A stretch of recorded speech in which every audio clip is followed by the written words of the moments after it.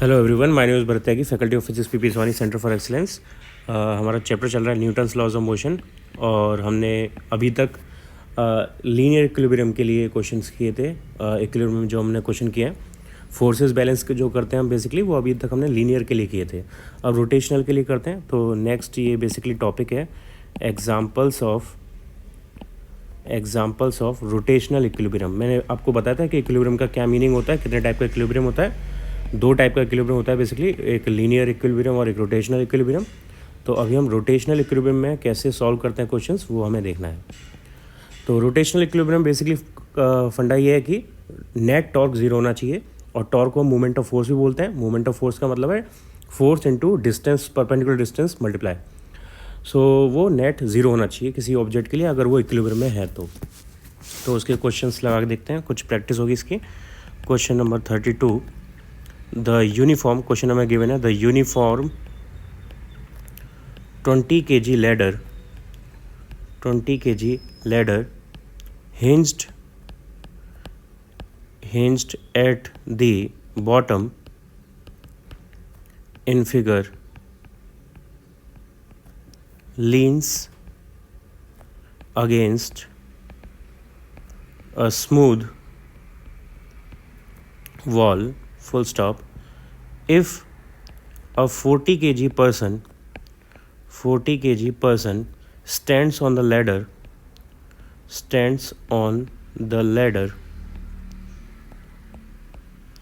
shown in figure, how large are the forces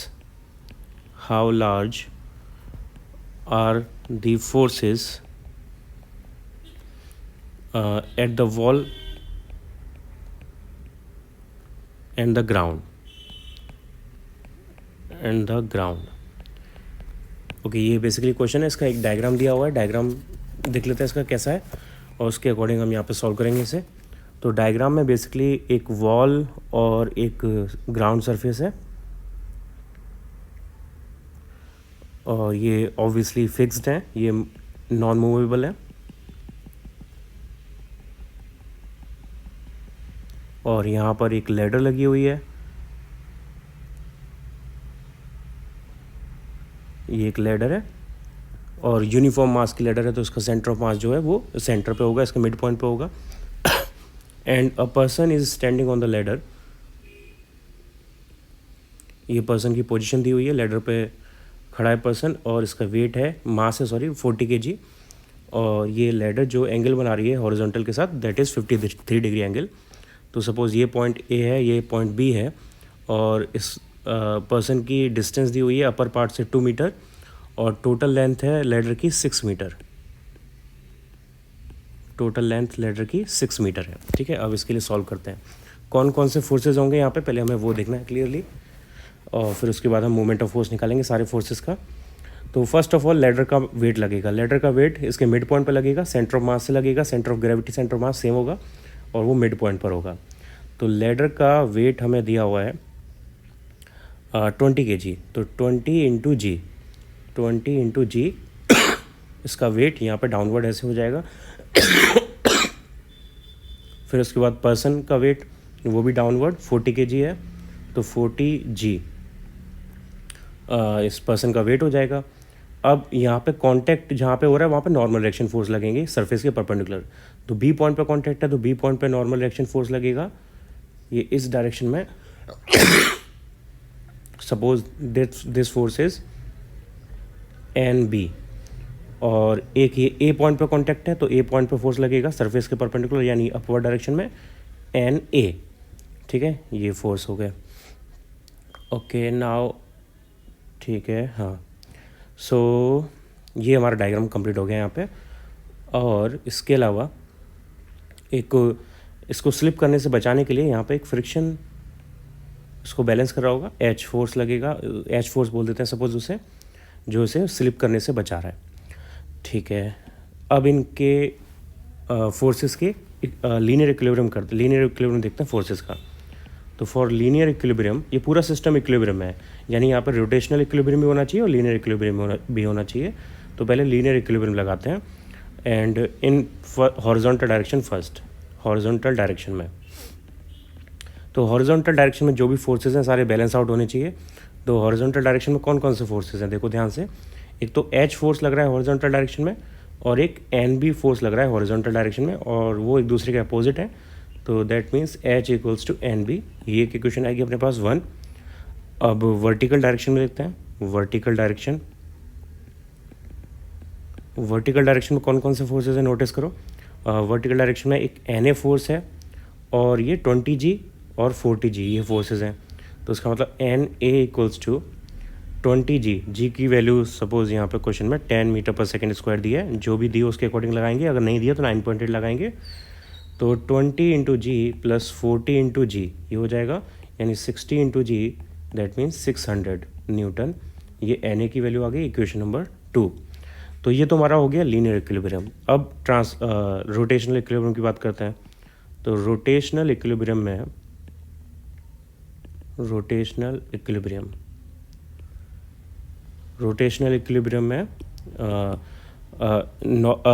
linear equilibrium में क्या होता है, left right up and down ऐसे फोर्सेस को बैलेंस करते हैं, और रोटेशनल में क्लॉकवाइज मूवमेंट और एंटी क्लॉकवाइज मूवमेंट ऐसे इक्वेट करते हैं।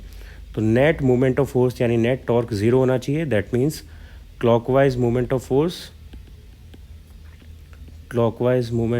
Force should be equals to anti clockwise या counter clockwise movement of force.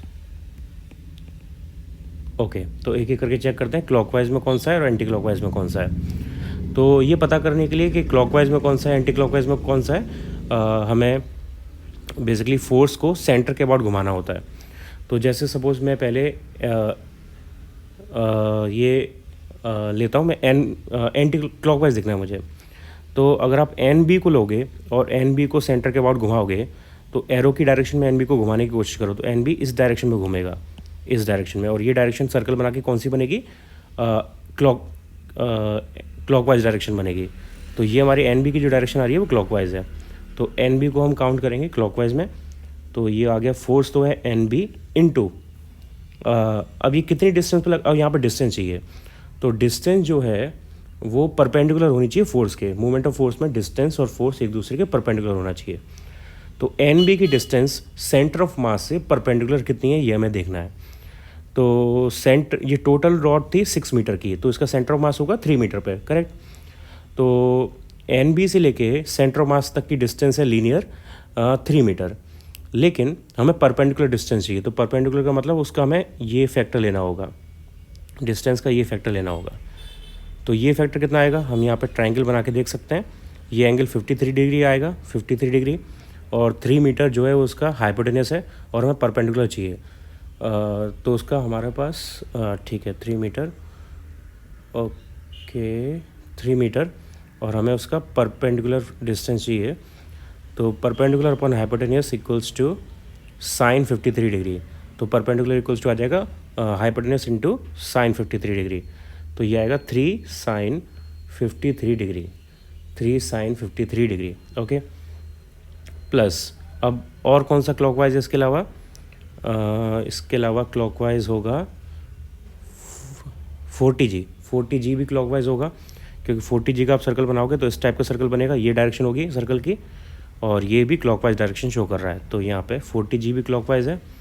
तो प्लस 40G कर देते हैं, यानी 400 इंटू 40G के लिए डिस्टेंस, परपेंडिकुलर डिस्टेंस। तो 40G की सेंटर ऑफ मास से डिस्टेंस कितनी आएगी, यानी मैं इसको ग्रीन कलर से शो कर रहा हूँ, ये डिस्टेंस होगी 1 मीटर, क्योंकि इससे ऊपर की डिस्टेंस 2 मीटर है और total distance half distance 3 metre थी। तो 3 - 2 ये 1 मीटर हो जाएगा। तो 1 मीटर डिस्टेंस है, और ये इसका हमें ठीक है 1 मीटर डिस्टेंस है, और फोर्स के परपेंडिकुलर चाहिए। तो फोर्स के परपेंडिकुलर का मतलब है ये ग्रीन वाली डिस्टेंस हमें चाहिए, हॉरिजॉन्टल वाली, ये फोर्स के परपेंडिकुलर होगी। तो हॉरिजॉन्टल वाली डिस्टेंस, यानी उस ट्रायंगल को, छोटे से ट्रायंगल को आप देखोगे तो वहाँ पे वो जो हॉरिजॉन्टल डायरेक्शन है वो बेस है उस ट्रायंगल का। तो बेस अपॉन हाइपोटेनस, तो इसके लिए हमें कॉस वाला फैक्टर लेना होगा। Cos 53 degree equals to base upon 1।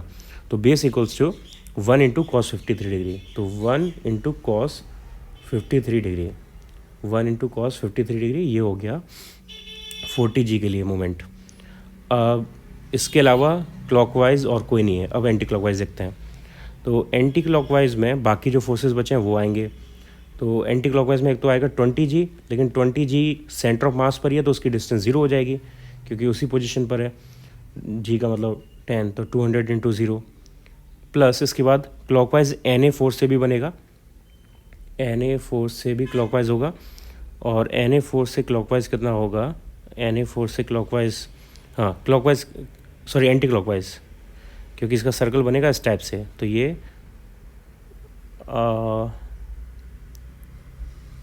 Okay mistake है यहाँ पे, दोबारा करते हैं, रुको एक सेकेंड, दोबारा देखो। क्लॉकवाइज पहले हमें देखना है। तो क्लॉकवाइज Na से बन रहा है, एक्चुअली Na से क्लॉकवाइज बन रहा है। ये सर्कल है, ये क्लॉकवाइज है, तो Na आएगा पहले, Na इंटू क्लॉकवाइज, है ना। तो Na की सेंटर ऑफ मास से डिस्टेंस है 3 मीटर और हमें परपेंडिकुलर डिस्टेंस चाहिए। तो परपेंडिकुलर डिस्टेंस ये रेड वाली हॉरिजॉन्टल डिस्टेंस होगी। हॉरिजॉन्टल के लिए कॉस का फैक्टर आएगा, यानी 3 cos 53 डिग्री। ये क्लॉकवाइज हो गया। प्लस इसके बाद क्लॉकवाइज और कौन सा होगा? इसके बाद क्लॉकवाइज 40g वाला और होगा। तो 40g वाला क्लॉकवाइज है, ठीक है, क्योंकि इसका सर्कल भी ऐसे बनेगा क्लॉकवाइज। तो ये भी क्लॉकवाइज आएगा 40g प्लस 40g का मतलब 10 इंटू 100 हो गया। और डिस्टेंस इसकी जो पहले निकाली थी वैसे ही 1 cos 53 डिग्री। तो ये क्लॉकवाइज हो गया। प्लस 20g यानी 200 इंटू, वो सेंटर ऑफ मास पर है तो 0 आ जाएगा क्लॉकवाइज। इसके अलावा कोई क्लॉकवाइज है नहीं, ओके। सो इक्वल्स टू, अब इसके बाद NB का एक्चुअली सर्कल बनेगा एंटी क्लॉकवाइज। यहाँ से घुमाओगे तो ये एंटी क्लॉकवाइज बनेगा, वो गलती हो गई थी हमसे पहले, क्लॉकवाइज हमने देख लिया था। ये एंटी क्लॉकवाइज सर्कल है। तो इक्वल्स टू NB इंटू इसकी डिस्टेंस आएगी जो पहले हमने निकाली थी वही same, 3 sin 53 degree, 3 sin 53 degree. Okay, ये आ जाएगा। तो यहाँ पे सारे फोर्सेस को हमने बैलेंस कर दिया। अब इनका हम सम निकालते हैं, सॉल्व करते हैं इसे। Na की वैल्यू आई थी हमारे पास 600 इंटू 3 cos 53 की वैल्यू होती है 3/5। cos 53 is 3/5 plus 400 into cos 53 4/5, sorry 3/5 equals to 200 into 0 तो 0 हो गया। NB हमको नहीं पता, NB को NB रहने देता है, into 3 sin 53 degree. sin 53 degree होता है 4/5। ओके, इसे अब आगे सॉल्व कर लेते हैं। तो ये हो जाएगा यहाँ से 3/5 कॉमन लेके 1800 प्लस 400 तो 2200, 1800 plus 400 2200 correct, equals to NB into 3/5 into 4। तो 3/5 से 3/5 cancel out, so NB equals to आ गया 2200 डिवाइड बाई 4। तो ये हो जाएगा 550। NB इक्वल्स टू आ गया 550 newton. NB equals to 550 newton. और यही वैल्यू H की होगी क्योंकि H और NB दोनों एक दूसरे के इक्वल थे। तो ये हमारा इस केस का आंसर हो जाएगा। Okay, next question is question number 33। इसमें भी दिया हुआ है ABCD is a square of side 2 meter and O is its center full stop. Forces act along the sides as shown in figure full stop. Calculate the moment of each force. Calculate the moment of each force about first an axis through point A and perpendicular to the plane of a square.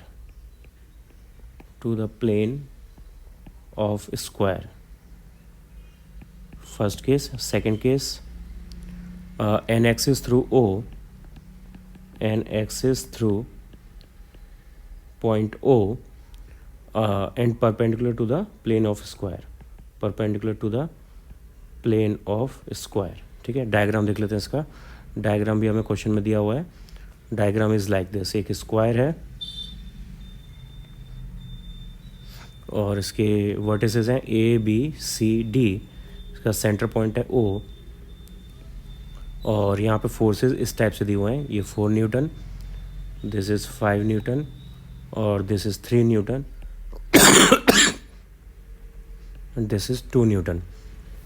Okay, तो ये question important है इस topic को समझने के लिए, क्योंकि यहाँ पे मैं सिर्फ यही निकालने वाला हूँ कि फोर्सेस के लिए मोमेंट ऑफ फोर्स कैसे निकालते हैं. पूरा क्वेश्चन नहीं कर रहे हैं, सिर्फ इसमें बेसिक यही देख रहे हैं कि मोमेंट ऑफ फोर्स कैसे निकाला जाता है फोर्सेस को काउंट करके. तो ध्यान से देखना, इससे आपको कॉन्सेप्ट पूरा समझ में आ जाएगा. ओके, तो फर्स्ट जो भी फोर्सेस हैं उनके लिए हाँ ठीक है, पहले हम ए पॉइंट के लिए निकाल रहे हैं, ए सेक्शन कर रहे हैं. तो ए सेक्शन में जितने फोर्सेस हैं सबके लिए इंडिविजुअल आएगा. तो पहले हम 3 न्यूटन के लिए निकालते हैं. फॉर 3 न्यूटन तो मैं इसे टाउ 3 कर देता हूँ. टाउ 3 का मतलब है moment of force, moment of force for 3 newton about point A perpendicular to plane, perpendicular to plane. Okay, तो फॉर्मूला क्या होता है? Force into perpendicular distance from the point of rotation. ठीक है, तो पॉइंट ऑफ रोटेशन जो पहले part में है वो ए पॉइंट है. तो ए पॉइंट ऑफ रोटेशन है, 3 न्यूटन का फोर्स है और यहाँ से परपेंडिकुलर डिस्टेंस अपने को चाहिए. तो आपको दिख रहा है यहाँ पे क्लियरली कि ए पॉइंट्स के से पास हो रहा है 3 न्यूटन का फोर्स. तो यहाँ पे परपेंडिकुलर डिस्टेंस आने का कोई मतलब ही नहीं है. यहाँ पे परपेंडिकुलर डिस्टेंस आएगी नहीं. शॉर्ट में ऐसे समझ लो इसे, अगर फोर्स हमारा उसी पॉइंट से पास कर रहा है जहाँ से जिसके अबाउट हमें निकालना है, तो उसका डिस्टेंस 0 होता है. तो यहाँ पे डिस्टेंस 0 हो जाएगी और ये फोर्स, ये टॉर्क आ जाएगा या मोमेंट ऑफ फोर्स आ जाएगा 0 न्यूटन मीटर. ठीक है, पहला आंसर ये.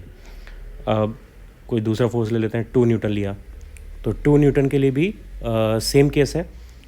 2 न्यूटन के लिए भी 2 इंटू, ये भी ए पॉइंट से पास कर रहा है तो परपेंडिकुलर डिस्टेंस कुछ बनेगी नहीं, 0 न्यूटन मीटर. ये इसका आंसर आ जाएगा.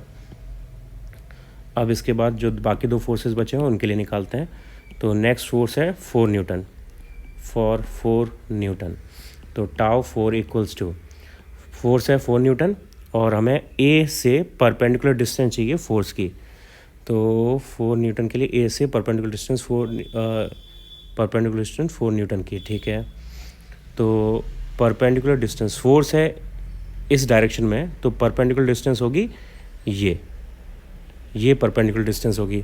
तो इसके लिए जो डिस्टेंस है वो किसके बराबर है? स्क्वायर की साइड के बराबर है. और क्वेश्चन में स्क्वायर की साइड कितनी दी हुई है? 2 मीटर. तो ये साइड हो जाएगी 2 मीटर. तो डिस्टेंस हमारी इस डायरेक्शन में और फोर्स हमारा इस डायरेक्शन में, दोनों एक दूसरे के परपेंडिकुलर है, देख सकते हो आप. तो 4 इंटू 2 यानी 8 न्यूटन मीटर इसके लिए आ गया मोमेंट ऑफ फोर्स. अब इसकी डायरेक्शन किधर होगी वो भी देख लेते हैं. डायरेक्शन या तो क्लॉकवाइज होती है, एंटी क्लॉकवाइज होती है. तो डायरेक्शन देखना बहुत ईजी है. आप फोर्स की डायरेक्शन को लेके पॉइंट के साइड में एक सर्कल बनाओ. तो इस फोर्स को लेके पॉइंट के साइड में सर्कल बनाओगे ऐसे, तो इस टाइप का सर्कल बनेगा. अब ये किस टाइप का सर्कल बन रहा है? Anti clockwise. तो यहाँ पर डायरेक्शन आएगी anti clockwise, anti clockwise. Okay okay, अब लास्ट बचा फॉर 5 न्यूटन फोर्स. तो 5 न्यूटन फोर्स के लिए देखते हैं. Tau 5 equals to 5 into perpendicular distance. तो 5 न्यूटन फोर्स जो है वो इस डायरेक्शन में लग रहा है, तो हमें ये वाली डिस्टेंस चाहिए होगी ए पॉइंट से. तो ये डिस्टेंस भी 2 मीटर है क्योंकि स्क्वायर है, तो ये भी 2 हो गई, यानी 10 न्यूटन हो गया और 10 न्यूटन मीटर हो गया, सॉरी. और इसकी डायरेक्शन, यहाँ से सर्कल बनाओ, ये सर्कल बनेगा क्लॉकवाइज, तो ये क्लॉकवाइज. अब यहाँ पे आप एक को पॉजिटिव ले सकते हो, एक को नेगेटिव ले सकते हो. जनरली हम क्लॉकवाइज को पॉजिटिव लेते हैं. तो टाउ 5 की वैल्यू पॉजिटिव हो जाएगी, टाउ 4 की वैल्यू नेगेटिव हो जाएगी, अगर पॉजिटिव नेगेटिव में शो करना चाहो तो. लेकिन अगर आपने क्लॉकवाइज एंटी क्लॉकवाइज लिखा हुआ है तो पॉजिटिव नेगेटिव लेने की फिर ज़रूरत नहीं है. ओके, तो ये हमारा ए सेक्शन के सारे मोमेंट ऑफ फोर्सेज आ गए. अब बी सेक्शन के देखते हैं, बी पार्ट के लिए देखते हैं. बी पार्ट में हमारा जो पॉइंट है वो ए पॉइंट नहीं है, अब वो ओ पॉइंट है. तो मैं सारी चीज़ें डिलीट कर देता हूँ. अब ए पॉइंट के अबाउट देखेंगे.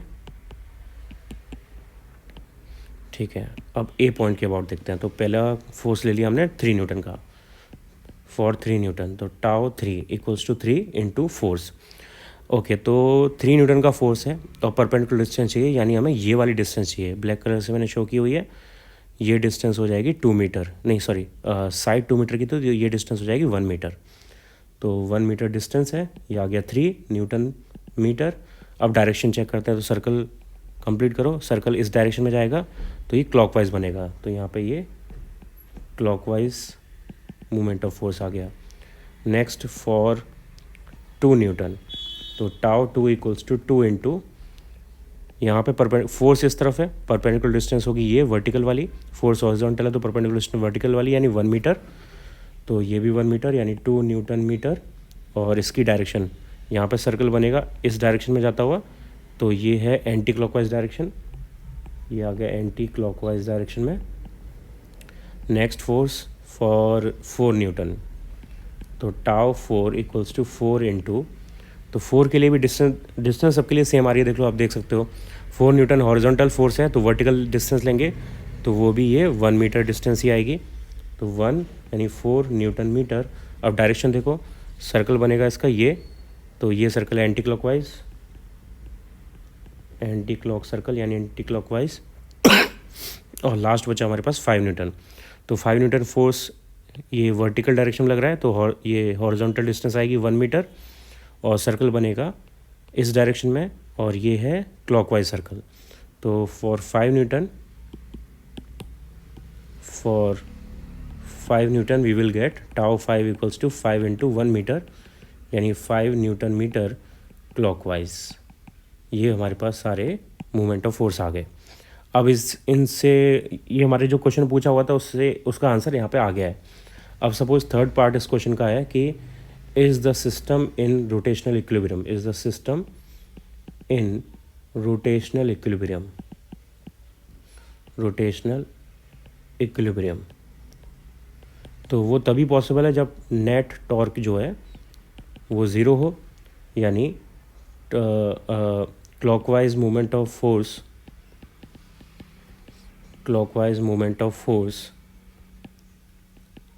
इक्वल हो anti clockwise movement of force के, anti clockwise movement of force.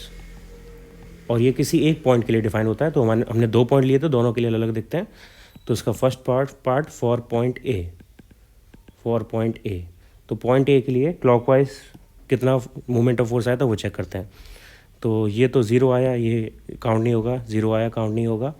यहाँ पे क्लॉकवाइज आया 10 न्यूटन, तो क्लॉकवाइज है 10 न्यूटन मीटर, और एंटी क्लॉकवाइज आया था 8, तो ये आया 8, यानी ये इक्वल नहीं है। इसका मतलब ये ए पॉइंट के अबाउट रोटेशनल इक्विलिब्रियम में नहीं है, no equilibrium, no rotational equilibrium. ठीक है, अब सेकंड पार्ट में पॉइंट ओ के अबाउट चेक करते हैं। Second part for point O, तो फिर से वही क्लॉकवाइज और anti clockwise rotation movement of force. तो क्लॉकवाइज मूवमेंट ऑफ फोर्स कितना है, क्लॉकवाइज है एक तो 3 और है 5, तो 3 + 5 इक्वल्स टू एंटी क्लॉकवाइज है 2 और 4, तो 2 + 4, तो ये आ गया 8 और ये आया 6, not equal, hence it is not in rotational equilibrium even about point O, no rotational equilibrium. दोनों पॉइंट के लिए रोटेशनल इक्विलिब्रियम में ये सिस्टम नहीं है, यानी ये रोटेट करेगा, चाहे पॉइंट ए को फिक्स करो तब भी रोटेट करेगा, पॉइंट ओ को फिक्स करो तब भी रोटेट करेगा। ओके, तो ये इस क्वेश्चन के आंसर है। इसमें पूरा कंसेप्ट आ गया है रोटेशनल इक्विलिब्रियम का। इसको दोबारा अपने आप करके देखना, आपको पूरा इसका कंसेप्ट समझ में आ जाएगा। Okay, next question, question number 34।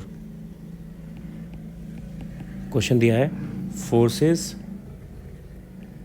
act as indicated on a rod AB which is pivoted at point A, full stop, find the anti-clockwise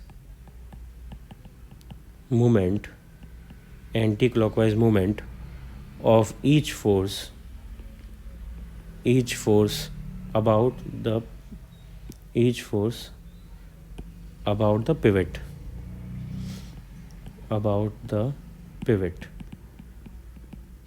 okay इसका डायग्राम दिया हुआ है मैं क्वेश्चन में ही। डायग्राम है ये, एक सिंपल रॉड है हमारे पास, uniform rod,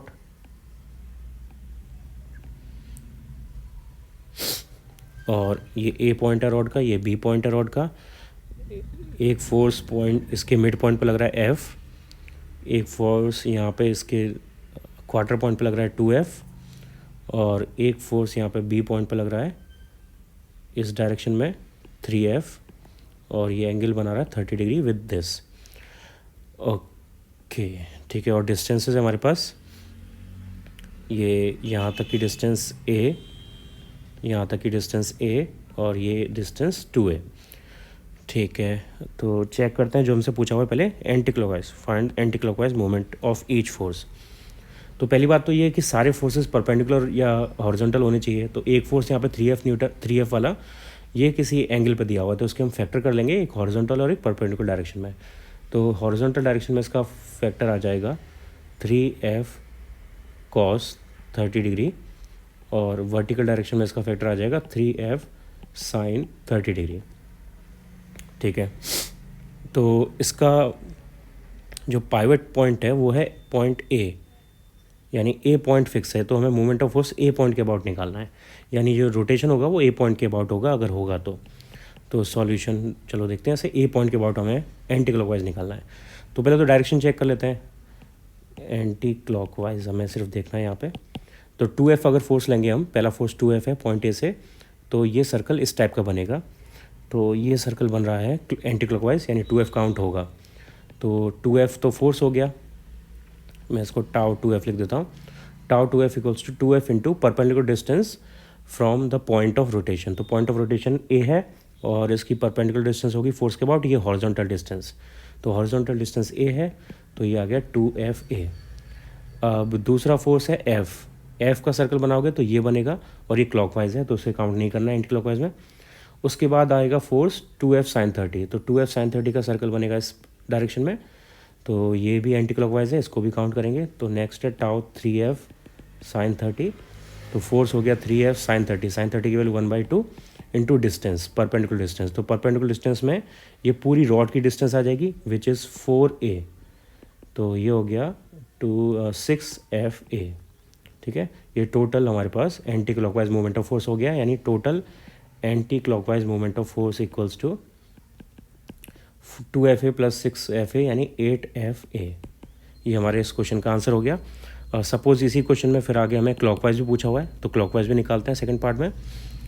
clockwise movement of force net, तो क्लॉकवाइज के लिए दो फोर्स बचे हुए हैं, एक तो F है, तो F फोर्स क्लॉकवाइज बनाएगा, और डिस्टेंस F फोर्स की परपेंडिकुलर टू पॉइंट A ये आ जाएगी 2A। तो हमारे पास फोर्स आ गया 2FA क्लॉकवाइज में। और इसके बाद है 2F cos 30। अब 2F cos 30 पॉइंट A की डायरेक्शन में है, तो जैसे मैंने पिछले क्वेश्चन में बताया था कि फोर्स अगर पॉइंट के ही पैरेलल है तो यहाँ पे परपेंडिकुलर डिस्टेंस जो आनी चाहिए वो परपेंडिकुलर आनी चाहिए, लेकिन फोर्स क्योंकि पॉइंट के अबाउट ही है तो परपेंडिकुलर डिस्टेंस कुछ आएगी नहीं, ज़ीरो हो जाएगी। तो ये तो हो गया हमारे पास टाउ F, तो टाउ F 3F cos 30 के लिए आएगा 3F cos 30 इंटू डिस्टेंस 0 यानी 0। तो हमारे पास नेट टॉर्क हो गया क्लॉकवाइज डायरेक्शन में 2FA। तो अब आप चेक कर सकते हो यहाँ पर रोटेशन होगा कि नहीं होगा, इक्विलिब्रियम होगा कि नहीं होगा।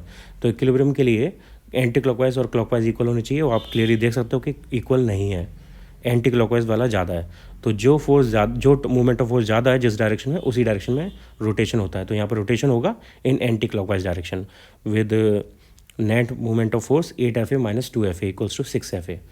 So the rotation will happen in anti-clockwise direction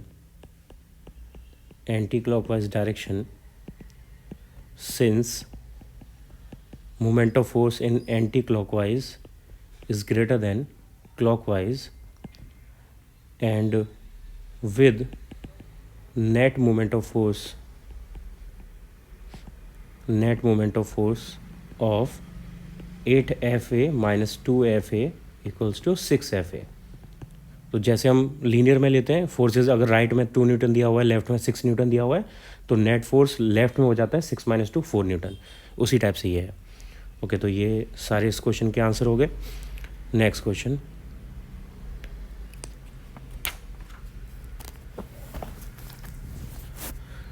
question number 35। Next question दिया हुआ question number 35। A rod AB rests with the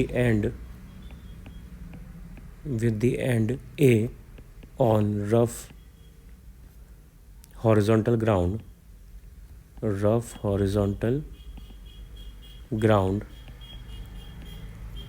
and B against a smooth vertical wall,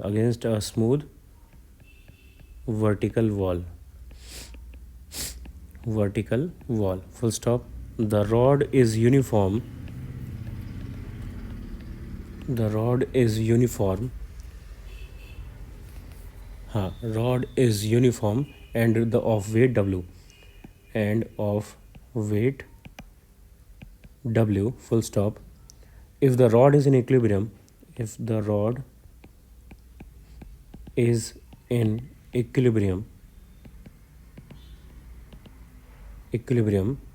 in the position shown in figure,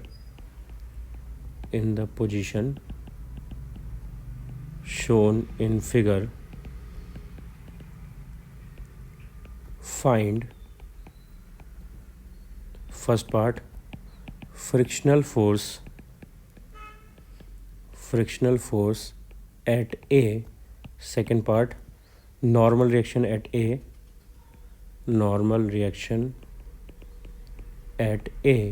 and C part normal reaction at B, इसका diagram दिया हुआ है ये wall, ये ground, और इसके about ये rod लगी हुई है AB।